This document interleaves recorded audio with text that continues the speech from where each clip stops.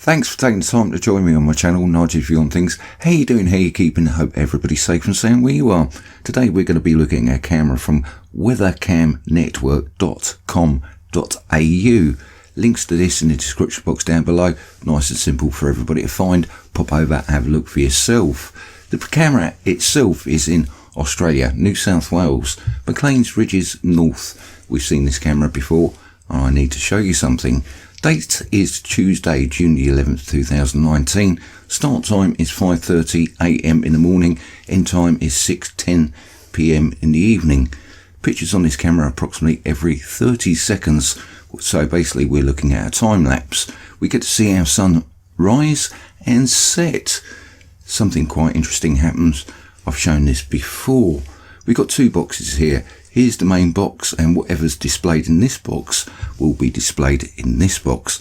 The only difference is, in this box, what I've done, I've used a filter called Equalize. It doesn't put anything into the picture, it doesn't take anything away. What it does, it brings all the colour, contrast, brightness and saturation up to a standard level. And we get to see things that maybe we couldn't. There is technology in our skies, there's things that shouldn't really be there. And there's things that really shouldn't be on camera. Any rate, let me show you something. Let's start the video from 5:35 and watch the sunrise. One thing we know about the sun, it rises, it sets. That's the way it goes. It doesn't get halfway through its cycle and go, oh, I need to go to sleep, I'm going to dim down a little bit.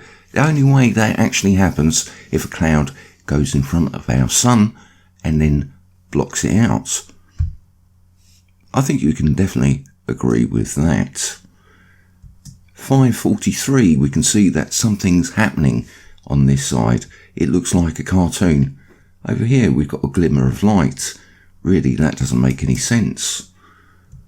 At 5:49 and 30 seconds, this really does look like it's a badly drawn cartoon. Over here, there is definitely something coming through the sky.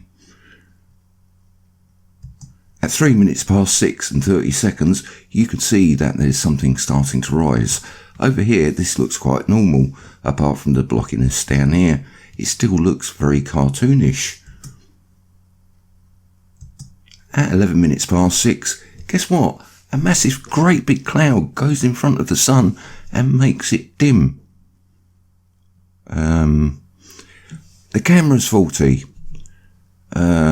The exposure took really a long time to adjust. There's a big air balloon. Someone's playing frisbee. Or did a planet just rise and set before the sun?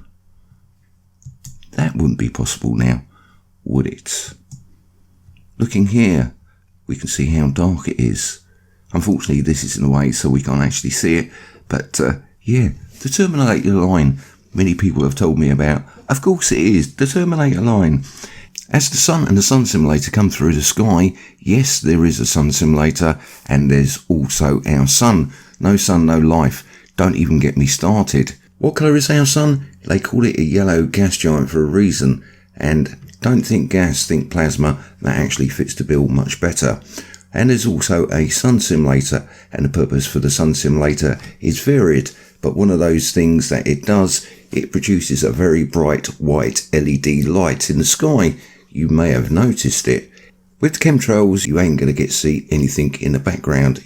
There are no chemtrails, Nige, but there are chemtrail particulates, and it turns it into a great big silver bluey sky, one-way mirror, and it's technology hiding there in the background. They just don't want us to see what's right in front of our faces. Very, very red. Of course, that's normal.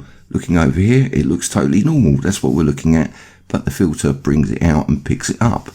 Just here, you can see there's sort of like a blue sky. Everything in the background looks, well, yeah, like there's chemtrail particulates, but it's not.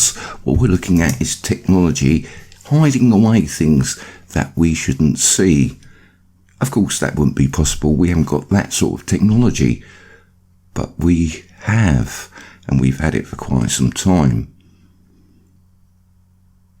Here comes the sun simulator with the sun. You can see the chemtrail particulates flying around, and also, if you do notice, we can see our sky pulsing. That's a normal thing to see. Of course it is. These lines we get to see just here, they tell me there's lenses in the sky. There's a lens, there's a lens, there's a lens. That couldn't be possible. Nige, there is no way. There's another lens. And yeah, this just tells me there's lenses in the sky. Down here we're going to see it reflect backwards onto the lens of the camera. Just here and here. And you can see the lines. Just like you can see the lines up here. And there you go, the outlines. Now we're getting this red on the camera. That big red spinning planet that's coming towards us, that's got friends. Here it is.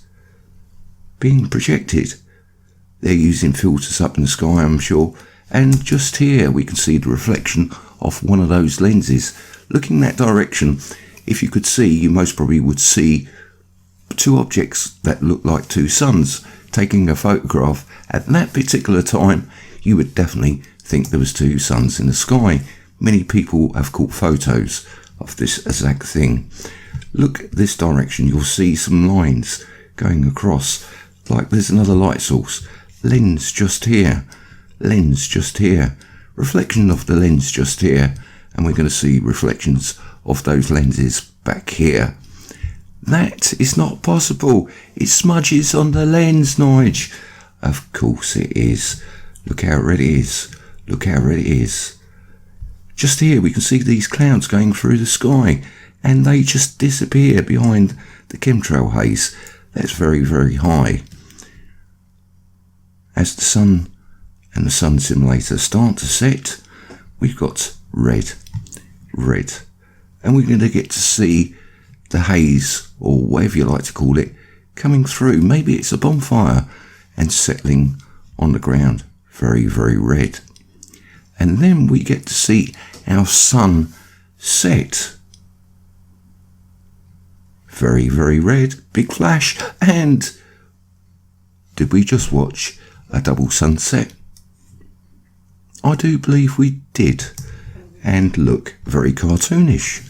It shouldn't be. It should be a replication of what we're looking at here, transposed over here, but just a little bit brighter. For all those people that think there are no lenses in the sky, let me show you something. But actually, thinking about it, I actually missed something here, and I really, really do need to show you. Let me just go back. And here we go. Let me restart the video and point something out which I totally missed. We've got the lenses just down here. We've got these lines here. But just here, you can see there's a line. That is the outside of the lens, or the inside of the lens, whatever you like. When you get to see the great big sun halos, those ice crystals that go around the sun, that's exactly what you're looking at. Lens. Being projected backwards onto the chemtrail particulates. You can just about make it out there. Lens, lens, lenses in the sky. Let me show you something that might convince you that there is technology there. Let's pop over to Buffalo, New York SkyWatcher's channel. Links to that in the description box down below. She's also made some other videos that go with this hand in hand, and links to those yet again down below. At the 16-second mark, we can see in the camera we're getting a reflection of a lens being projected backwards onto the lens of the camera. Technology in our skies. If you're in the right place, right time, pointing your camera, taking a picture, taking a video, you will find some very, very strange things. You don't need to point it towards the sun, but point it around and take that picture, take that video, and you never know what you might come up with. Many people around the world have actually caught this. It's a new thing. It's only been going for about a year. So all those people that will be looking at this video trying to tell us that it is interference, you're 100% correct, but not for the right reasons. What you've got to understand is lenses in the sky, sky discs, whatever you like to call them, and they're being held in place. Not by balloons, not by craft that we would be able to see, because they would obviously move about with balloons, and craft that we could see, well, it would be a giveaway. It's with technology that is totally alien. They're hiding the craft that is hiding the lenses, if you understand what I'm trying to say. So what we're just about to see is a frequency interference of the camera because of the engines. It really does make a lot of sense. And of course, there you go. There's a lens, and what we're getting is a distortion of the camera, and it's not because of a microwave, not because of something else. It's a distortion from the engines that produce a frequency which then interfere with the camera itself. Maybe somebody didn't actually do their homework yet again, but never mind. Like I say, links down below.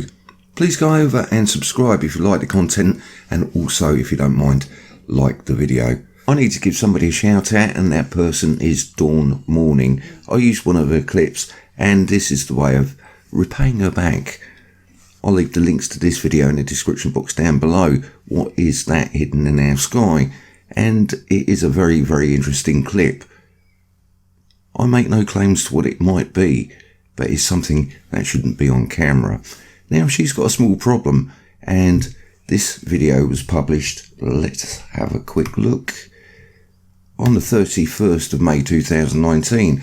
May the 23rd 2019, lightning strike, no running water or air conditioning. And, well, she has a small problem, as you can see. Now, if we all sort of like put a small amount in, maybe that we can sort her problem out. She's running a GoFundMe, and you can see it just down there at the bottom. Day 9, I need help.